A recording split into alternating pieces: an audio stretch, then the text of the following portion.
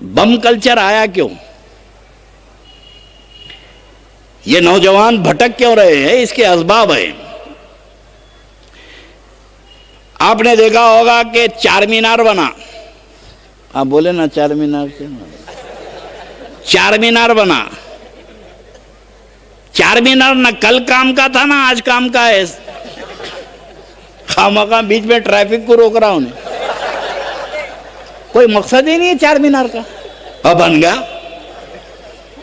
कुतुब मीनार, खाली खड़ा हुआ है, सर्दी में भीग अकड़ रहा, बारिश में भीग रहा, गर्मी में सूख रहा, ना कल काम का था ना आज काम का है। आखिर क्या वजह है कि ये बादशाह ने सलातीन बैठे बैठे कभी कुतुब मीनार बनाते, कभी चार मीनार बनाते, कभी किला बनाते, कभी तालाब बनाते। ये क्यों? एक चार मीनार बनने के लिए 25,000 मजदूर 20 साल तक काम करे। 20 साल।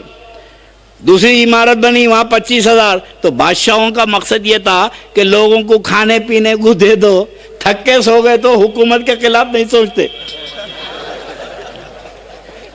रोजी रोटी दे दो।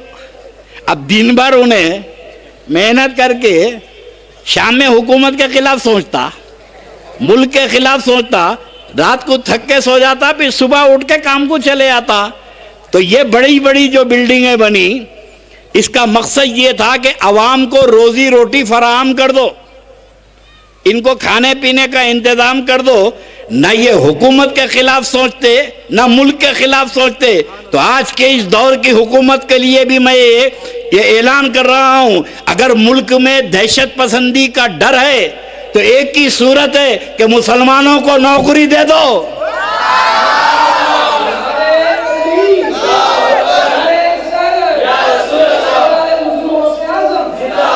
मोदी साहब, परेशान होने की जरूरत नहीं। बैंकों को इत्तला कर दो कि 0% पे लोन दे दो। अब इन्हें खुद कारोबार लगा लेके बैठेगा तो इसको टाइम ही कहाँ है हुकूमत के खिलाफ सोचने का। बेरोजगारी, ये इफलास आदमी को मुजरिम बनाता है। मुजरिम आदमी उस वक्त बनता है जब खाने पीने के लाले पड़ जाते हैं। तो ये करोड़ों रुपए की बजट, करोड़ों रुपए का खर्चा मत करो, मुसलमानों को रोजी रोटी दे दो, इनको नौकरी दे दो, इनको रोजगार से लगा दो, इनको लोन दे दो। खुदा की कसम। और एक बात हुकूमत वक्त सुन ले, मुल्क में अमन चाहते हो तो मुसलमानों को पुलिस में भर्ती कर लो। मुसलमानों को पुलिस में भर्ती कर लो। इस मिंबर रसूल पर चैलेंज के साथ कहता हूं कि अगर तुमने मुसलमानों को पुलिस में भर्ती कर देंगे तो ये मुजरिम को जो तुम ढूंढ लेते फिर रहे हैं, तुम्हें ढूंढने की जरूरत नहीं। एक मुसलमान हवालदार, एक सब इंस्पेक्टर अपने भाई का गला पकड़ के लॉकअप में बंद कर देगा। मैं सब कुछ बर्दाश्त कर सकता हूं, मुल्क की गद्दारी बर्दाश्त नहीं कर सकता। जितनी ईमानदारी से मुसलमान ड्यूटी करता कोई नहीं करता।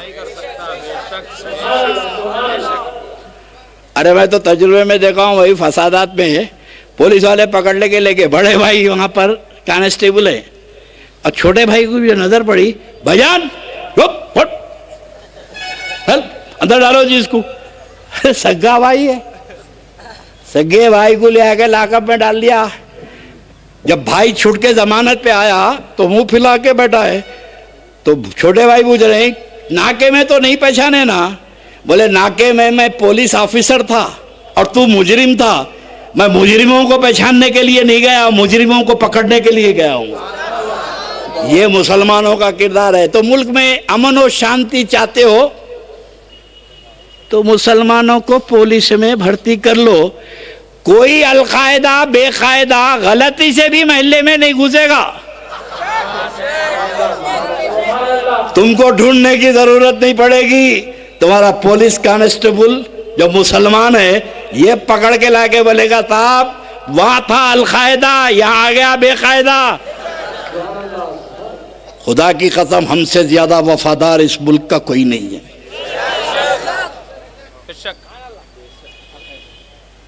अब ये मत डराओ कि इन्हों आ गए तो खत्म हो जाएंगे। उन्हों कहाँ खत्म होते यार, हमको खत्म करते। अरे क्या है यार, करोड़ों अरबों रुपए का बजट है मच्छर मारने का, मच्छर मारने का बजट है। रोजाना मार के जाते, सुबह फिर निकलते। सारा हिंदुस्तान मिलके उसको खत्म नहीं कर सका। जो नापे तो नप ना सके, तोले तो तराजू में तुल ना सके। पूरे हिंदुस्तान के करोड़ों रुपए खर्च करके मच्छर को खत्म नहीं कर सके, तो ये 5 फीट के मियाँ भाई को कौन खत्म कर देगा?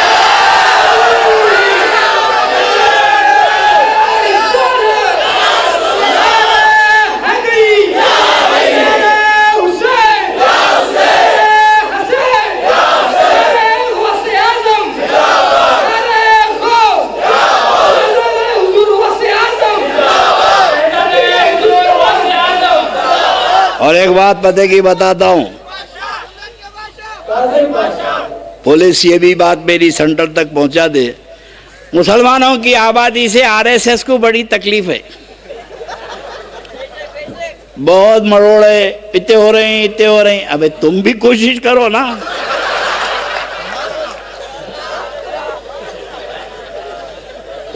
मगर तुम कुछ भी करे तो नहीं हो रहे हैं, यहां घूर के देखे तो हो जाते। अल्लाह ताला ने कुछ बरकतें रखी है, लेकिन एक चीज याद रखो कि हिंदुस्तान में अगर इनको मशवरा दे रहा हूं, हुकूमत को मशवरा, आरएसएस वालों को, हुकूमत को नहीं, आरएसएस वालों को, कि हिंदुस्तान में अगर मुसलमानों की आबादी खत्म करना है तो एक ही सूरत है, तुम फसादात बंद कर दो। क्या फसाद बंद कर दो, आबादी खुद ब खुद रुक जाएंगी। आप बोलेंगे फसाद से आबादी बढ़ने का क्या ताल्लुक है? बड़ा ताल्लुक है। बकरी साल को एक बच्चा देती और सुअर साल को 36 बच्चे देता। 2 लाख सुअर कहीं देखे? 50,000 सुअर कहीं देखे? और करोड़ों की तादाद में बकरा कट रहा मगर नस्ल खत्म नहीं होती।